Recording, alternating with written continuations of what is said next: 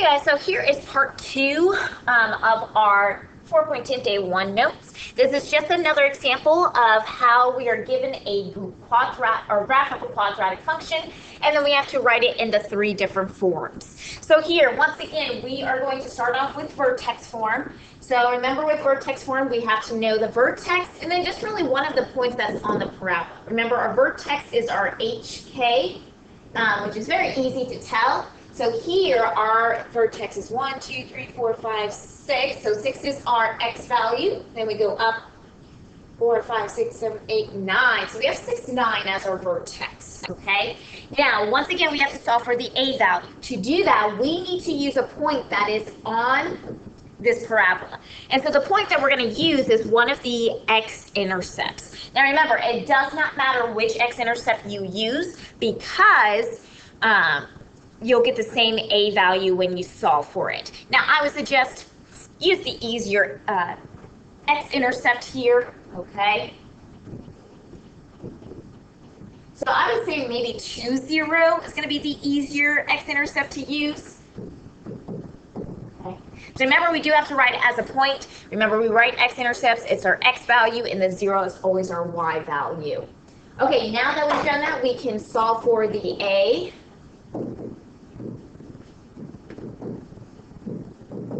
So we're going to plug everything in except for what a is. So let's label. So remember, we have hk and then xy. I would suggest labeling, especially so you know where you need to place the numbers, okay? So our y value here is going to be 0. Our a, that's what we're trying to solve for. Our x is 2. Now remember, for our h, this is the opposite of what we see. We see a 6, so we're going to do minus 6, okay? Don't forget the square. This is a quadratic. And then our k is exactly as we see, so we see a plus 9. Now, when solving, you need to make sure you use pemdas, the order of operations. So to do that, we do our parentheses first. So evaluate what's inside the parentheses. So 2 minus 6 gives us -4. Now we're going to do our exponent. So we're going to do -4 squared. That's going to give us 16. Now notice this is saying a times -4 squared. So how I'm going to rewrite this is going to be 16a. Because this allows us to not add it with the 9, because those are not like terms. Okay, so be careful here. Now what I'm going to do is I'm going to solve for a. So I'm going to move the 9 over by subtracting it. Now I'm going to divide both sides by 16. Now I do want to see if I have -9 over 16, if there's any way to simplify this fraction. There's really nothing that goes into it. Now when you get an a value and it's a fraction, leave it as a fraction. Do not put it as a decimal, okay? Now if you need help to, especially if you have a graphing calculator or you're using the TI-84, okay, so this is how you can change, especially if you're just simplifying.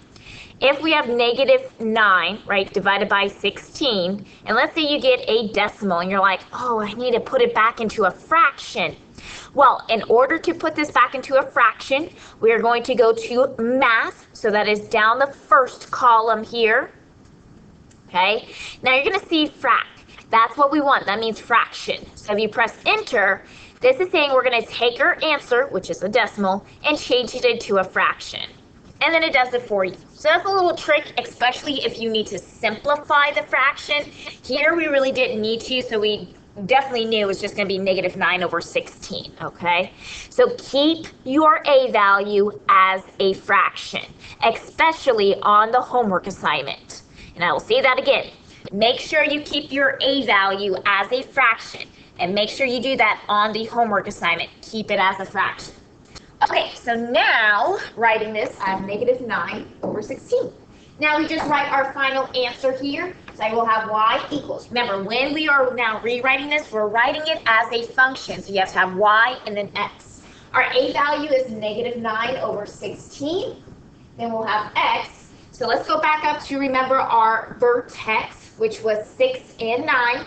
6 is our h value, so when we plug it back in, it's going to be x minus 6, because we do the opposite of what we see for the h value. Don't forget the square, because it's a quadratic. 9 is our k value, so that'll be plus 9, because we do exactly as we see it. So we have -6 squared plus 9. and then this will be our final answer here, okay? Okay, now we're going to go ahead and use the same graph to write it in intercept form, okay? Now remember, when we are doing intercept form, there's three things we need to make sure we have. We need to know the a value, which we just solved for, it was -9/16, and then we need to know the x-intercepts, so our p and q. Remember, x-intercepts is where the graph crosses the x-axis. So let's go back to that graph. I noticed that the graph crosses at 2 and as well as at 10, okay? So we have 2 and 10. Now remember, order doesn't matter, so you could have put p equals 10 and q equals 2. You'll still get the right answer there, okay? So now, writing our final answer, we have y equals -9/16. Remember, our p and q, we do the opposite of what we see, just like when we do our h value in the vertex form.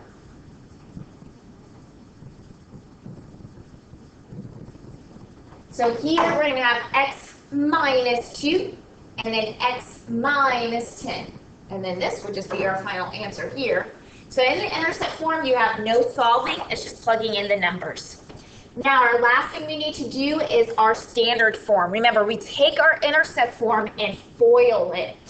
So this we do have to make sure we do some solving, okay? So let me write that down.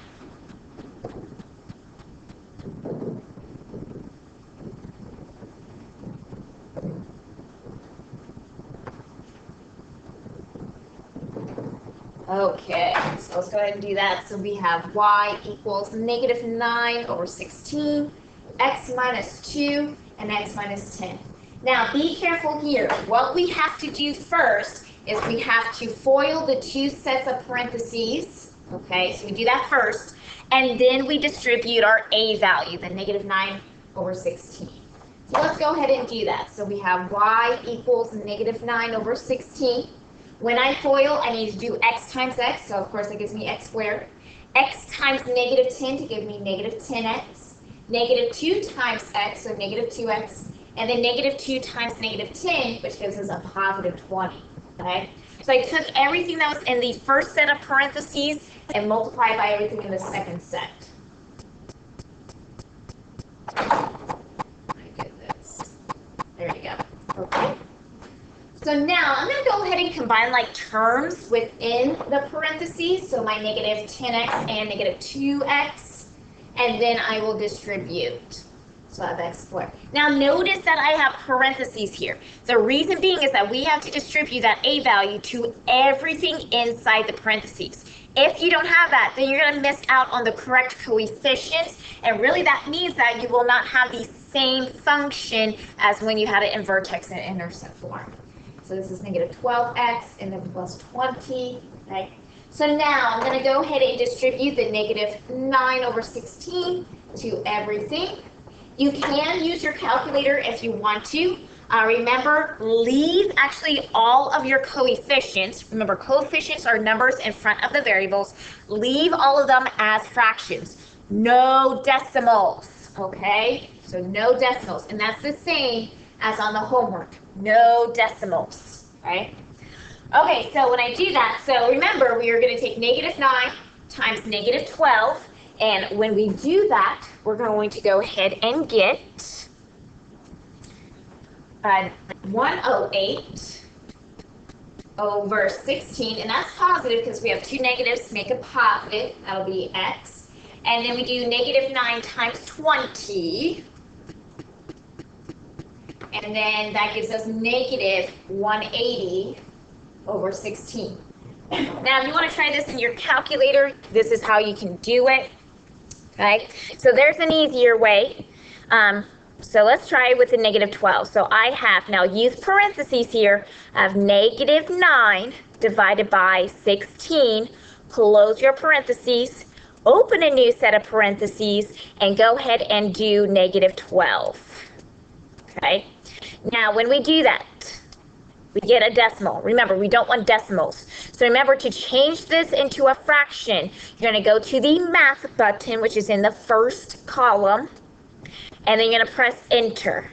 press enter one more time, and it actually gives you the simplified fraction here. So this is what we're going to have as our final answer, okay? Now we can do that with the plus 20 as well. So let's take -9. So remember to make sure you're using the negative. If you use the subtraction, it will not give you the correct answer, or just say error. Okay, do a new set of parentheses, put 20, go and enter. Now, once again, we do not want decimals at all in our answers. So go to math and then enter. And then go enter one more time.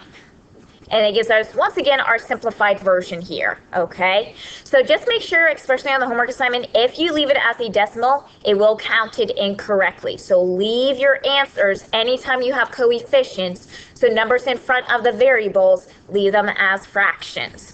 Okay, so we have 27 over 4x and then -45 over 4. So we're going to rewrite this because we need to make sure our fractions are simplified all the way. So our final answer here is going to be y equals -9 over 16x squared, then plus 27 over 4x, and then minus 45 over 4. Okay. Okay, if you have any questions, please contact me. Make sure you work on the homework assignment. And once again, I know I've said this quite a few times, on your homework assignment, make sure you leave all of these coefficients as fractions. Okay, if it's whole numbers, then that works like we did in our first example. But if you do have fractions, leave them. Do not have any decimals as your answers. Okay, I'll see you guys later. Bye.